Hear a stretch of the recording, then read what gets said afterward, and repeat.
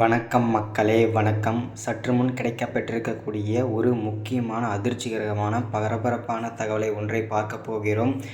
அமைச்சர் பொன்முடி வழக்கில் திடீர் மாற்றம், முதல்வர் ஸ்டாலின் அதிர்ச்சி. ஸோ இதை பற்றின முழுமையான தகவல் தான் இந்த ஒரு வீடியோவில் நம்ம முழுமையாக பார்க்க போகிறோம்.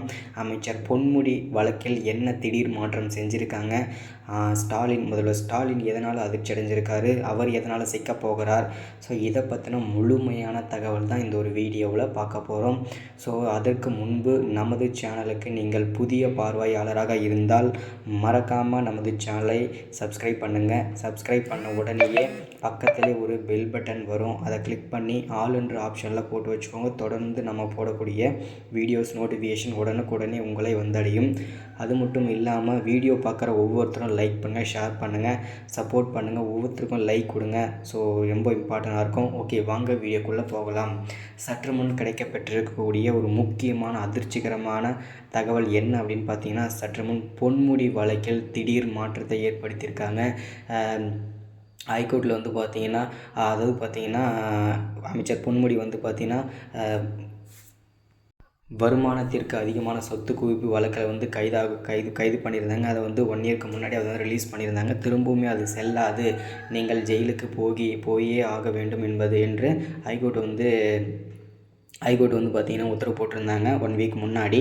இப்போ அமைச்சர் பொன்முடி மேல்முறையீடு பண்ணி அதை கால அவகாசம், அதாவது நான் வருமானத்திற்கு அதிகமான சொத்து எந்த விதமான சொத்துமே சேர்க்கலை அப்படின்றத நிரூபிக்கிறதுக்காக 1 மாதம் காலத்தவணை வாங்கியிருக்காரு.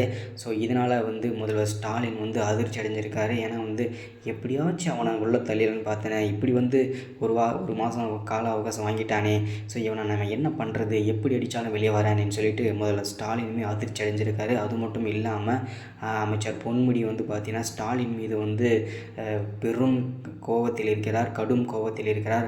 என்னையா நீ தள்ள பார்க்குற, உன்னை இனிமேல் என்ன பண்ணுறேன் பாரு அப்படின்னு சொல்லிட்டு அமைச்சர் பொன்முடி பார்த்தீங்கன்னா அவர் வேலையை இனிமேல் காட்டப்போகிறார். அதில் எந்த விதமான மாற்றமும் கிடையாது, மாற்று கருத்துமே கிடையாது. அமைச்சர் பொன்முடி வழக்கில் ஒரு மாத காலம் கால அவகாசம் கொடுத்துருக்காங்க. அமைச்சர் பொன்முடி நான் எந்த விதமான வருமானத்திற்கு அதிகமான சொத்தும் சேர்க்கவில்லை, அதே மாதிரி தவறான முறையில் பணிவர்த்தனை செய்யவில்லை அப்படின்னு சொல்லிட்டு அவர் நிரூபிக்கணும். அந்த 1 மாதத்துக்குள்ளே அதுக்குள்ளே நிரூபித்ததான், இல்லைனா கண்டிப்பாக புழல் சிறையில் அடைக்கப்படுவார். அதில் எந்த விதமான மாற்று கருத்தும் கிடையாது. ஸோ இதுதான் இந்த வீடியோவில் நம்ம அப்டேட்டாக கொடுக்குறது. அது மட்டும் இல்லாமல் செந்தில் பாலாஜி விடுதலை ஆகுவதற்கு வாய்ப்புகள் ஒன்று இருக்குது அப்படின்னா அது அவருடைய தம்பி அசோக்குமார் கண்டிப்பாக சரணடைந்தால் மட்டுமே தான். ஆனால் அவர் சரணடையும் நிலையில் இல்லை. ஸோ இதுதான் இந்த வீடியோவில் அப்டேட். அடுத்த வீடியோவில் தொடர்ச்சியாக சந்திக்கலாம். மறக்காமல் சப்ஸ்கிரைப் பண்ணுங்கள், ஷேர்